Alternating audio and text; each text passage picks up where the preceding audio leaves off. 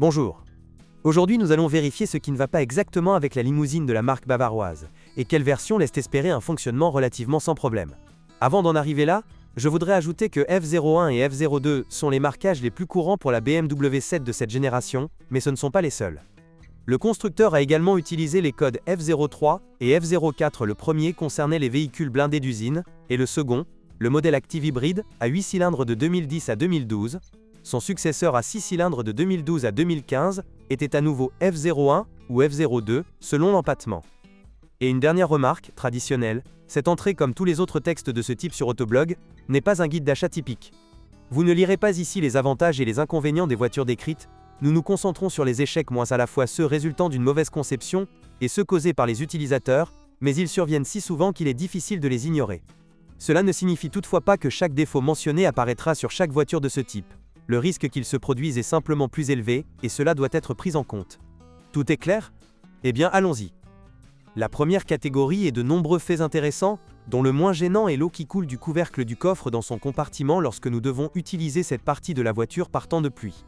De plus, la BMW 7 F01, F02 présente de nombreux défauts électriques et électroniques, y compris toutes sortes de problèmes. Des contacts desserrés, en passant par une fonction d'ouverture automatique du couvercle du coffre qui ne fonctionne pas, et une mémoire non fonctionnelle des réglages des sièges, jusqu'à écran endommagé/usé. Il arrivait que même dans des voitures presque neuves, il devait être remplacé sous garantie en raison de pixels inactifs. Les utilisateurs de ces voitures ont écrit beaucoup de mauvaises choses sur l'insonorisation. Non seulement des bruits indésirables proviennent de la zone du tableau de bord, mais le mauvais aérodynamisme des rétroviseurs extérieurs y contribue également. Dans ce contexte, la zone mal insonorisée autour du réservoir, d'où un bruit sourd se fait entendre après avoir fait le plein, semble être un détail insignifiant. Je suis tombé sur d'autres informations quelque peu surprenantes. Quelqu'un avait un problème avec le clignotant latéral côté passager, qui se détachait lors de la conduite à des vitesses supérieures à 200 km/h et s'accrochait au câble pendant la conduite, cognant contre la carrosserie. J'aimerais croire qu'il s'agit d'un cas isolé, mais l'information selon laquelle le clignotant a été remplacé non pas une, mais 2 fois, me dérange un peu. Peut-être que le support de l'indicateur a ensuite été affiné d'une manière ou d'une autre. Ou peut-être que cette personne a simplement été extrêmement malchanceuse. Le problème le plus drôle, ou le plus énervant, selon que l'on possède ou non une BMW 7 F01, était que la télécommande de la porte de garage de beaucoup de gens ne fonctionnait pas avec le pare-brise de la climatisation confort. Je n'ai pas trouvé son nom d'usine, en anglais, il est généralement décrit comme « confort climatique ». C'est drôle car ce type de verre dans les BMW depuis 2003, quand il a été introduit dans les séries 5 et 7, n'a pas de couche métallique, comme les solutions plus anciennes, mais des couches de plastique. Plus précisément, il s'agit de 500 couches de plastique ultra fines, chacune d'une épaisseur de 0,00001 mm, soit un total de 0,005 mm de plastique. Leur mission est de limiter l'échauffement de l'habitacle du véhicule. Dans un communiqué de presse sur cette solution, BMW vante que les nouvelles fenêtres ne limitent en rien la connectivité des différents systèmes, de la téléphonie mobile à la navigation par satellite. Cependant, le système de contrôle de la porte de garage a perdu cette bataille, et les centres de service ont conseillé aux clients nerveux de remplacer la vitre par une vitre ordinaire. Il convient d'ajouter ici que la plupart des écrits sur ce type de problème datent d'il y a plus de 10 ans. Peut-être que depuis lors, le problème a été résolu d'une manière ou d'une autre, du moins dans certaines voitures, ou garages. D'un autre côté, il faut également garder à l'esprit que ce modèle BMW pourrait même avoir des fenêtres de climatisation tout confort, pas seulement celle avant, qui était également une option dans la plupart des versions. Du bruit partout. C'est le problème le plus souvent signalé par les conducteurs de BMW série 7 de cette génération. Les bruits indésirables proviennent à la fois de la suspension avant et de la suspension arrière. Certains de ces bruits étaient causés par des stabilisateurs d'essieu avant défectueux. Ils ont été remplacés sous garantie. Malgré cela, des craquements, des grincements et d'autres effets sonores accompagnent quotidiennement de nombreuses voitures BMW F01, Cerc F02. De tels problèmes sont également signalés par les conducteurs qui utilisent leur voiture en Allemagne, sur les très bonnes routes de ce pays. De plus, le système Dynamic Drive, qui fonctionne en empêchant le roulis, les stabilisateurs actifs en sont responsables, pose des problèmes. Les fans de la BMW série 7 s'accordent généralement à dire que lorsque Dynamic Drive est opérationnel, il améliore considérablement la maniabilité de la voiture. Mais le taux de défaillance du système est supérieur à la moyenne. Par exemple, des fuites d'huile et des pannes de capteurs se produisent. Veuillez noter que DD exige que le reste de la suspension soit en bon état.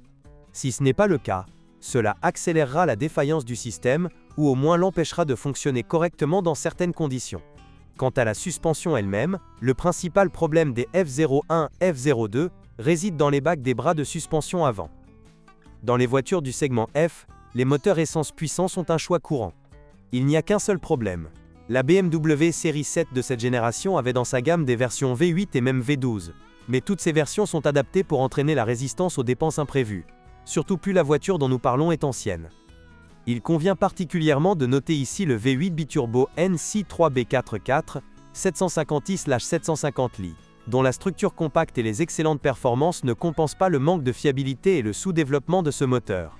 Autoblog a récemment publié un article séparé sur ce moteur, vous pouvez le trouver ici.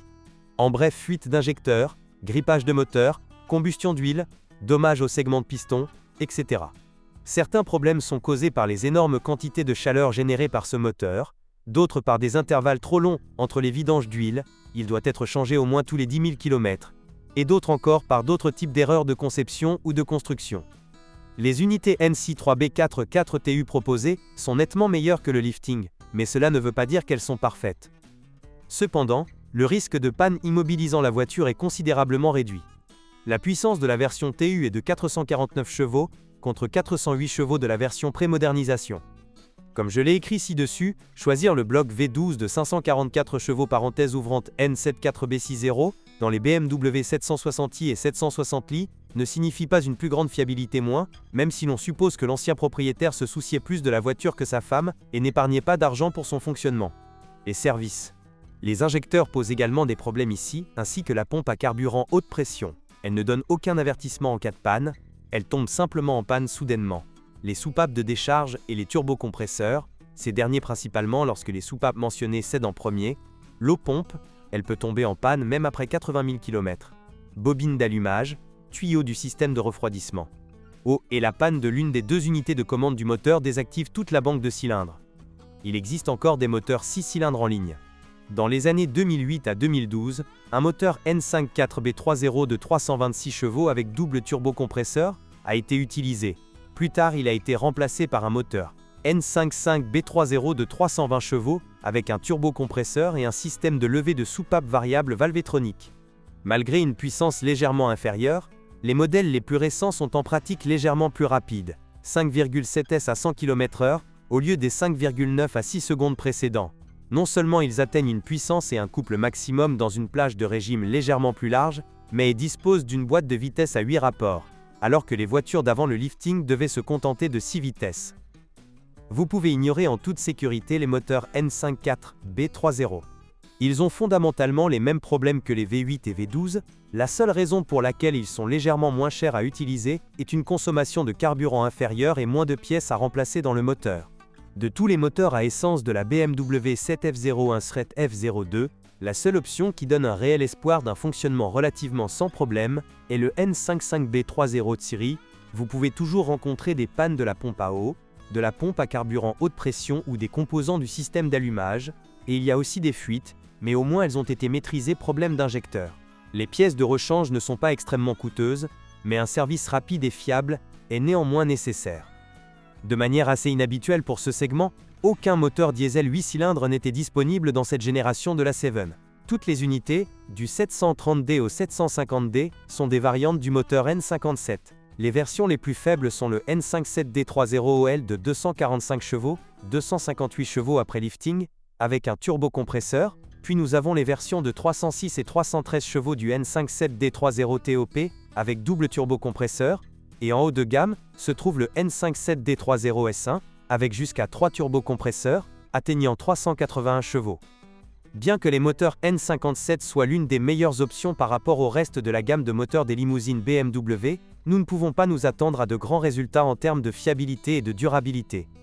Surtout si quelqu'un se souvient avec tendresse des anciens moteurs M57. En revanche, les N57 sont meilleurs que les N47 4 cylindres, mais globalement ce n'est pas une condition particulièrement difficile à remplir. Tout d'abord, heureusement, l'entraînement de distribution a une durabilité tolérable. Ceci est important car il se situe côté boîte de vitesse, son remplacement nécessite donc de déposer le moteur. Il faut vérifier le niveau du liquide de refroidissement, il a parfois tendance à disparaître. Et il convient également de vérifier si la voiture a participé à une révision impliquant le remplacement d'une vanne EGR, recirculation des gaz d'échappement, défectueuse. Si ce n'est pas le cas, cela doit être fait immédiatement. Des EGR défectueux ont été à l'origine de nombreux incendies sur des BMW équipés de ces moteurs. Oh, mais ne pensez pas que cela vous rende moins vigilant. Certaines voitures ont également pris feu après l'assistance. Les moteurs N57 sont également sensibles à la qualité du carburant et à la surchauffe.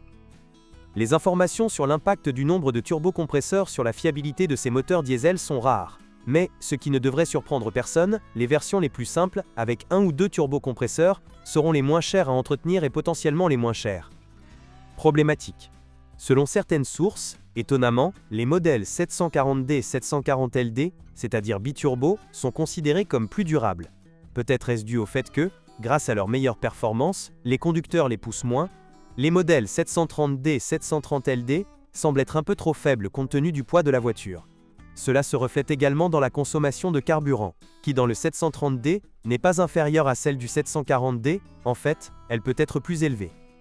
Avant et après le lifting, des versions hybrides pouvaient être trouvées dans la gamme série 7. Avant la modernisation, le constructeur utilisait le moteur NC3B44 dans l'Active Hybrid 7, c'est-à-dire le moteur V8 terriblement raté.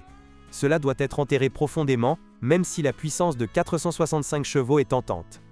Chaque BMW, série 7, F01, F02, F03, F04, est équipé d'une transmission automatique. Les moteurs V12 utilisaient des boîtes de vitesse à 8 vitesses, du début à la fin. La variante 8 cylindres Active Hybrid 7 avait également 8 vitesses en 2010. Les versions de moteurs restantes jusqu'au lifting 2012 devaient se contenter de 6 vitesses à partir du milieu -2012. Toutes les BMW série 7 avaient 8 vitesses. Les transmissions automatiques sont l'un des points les plus brillants de la conception de la voiture. Leur fabricant est ZF, et vous ne devez pas vous attendre à des défauts inhabituels. Une vidange d'huile régulière serait certainement appréciée par la transmission. Concernant la transmission, la BMW série 7 de cette génération pourrait avoir une transmission sur l'essieu arrière ou sur les 4 roues. La transmission intégrale, appelée X-Drive, était standard uniquement sur le moteur diesel de 381 chevaux. Elle était disponible en option sur les moteurs diesel essence et biturbo 750i 750Li, V8, ainsi que sur le moteur diesel monoturbine de 258 chevaux, mais uniquement dans la version à empattement court. La vérité est cependant que si quelqu'un s'intéresse à une telle voiture, il l'achètera quand même. Dans ce segment, même lorsqu'il s'agit de véhicules d'occasion, il est beaucoup plus rare que quiconque envisage ne serait-ce qu'un seul modèle. Il est donc extrêmement important de choisir la bonne version de moteur. En fait, ce serait une bonne idée de ne pas s'embêter du tout avec la BMW 7 pré-lifting, en particulier avec les versions essence. En général, acheter un diesel biturbo dès la fin de la production, cela a du sens. Cependant, si vous le devez, vous devez absolument acheter la voiture dont j'ai essayé de vous mettre en garde. Puis faites-moi savoir comment elle se comporte. Tâche supplémentaire. Ne pas jurer. Et si vous connaissez des défauts courants, vos commentaires seraient appréciés. Bonjour les amis. Vous cherchez une voiture d'occasion, vous devez prêter attention au site web carm.pro. Carm.pro est grand catalogue de voitures, moteurs, boîtes de vitesse. Et le meilleur, c'est que vous pouvez trouver des informations sur les pannes de n'importe quelle pièce. Complètement gratuit. Allez sur le site web carm.pro et découvrez tous les éventuels points faibles des voitures d'occasion.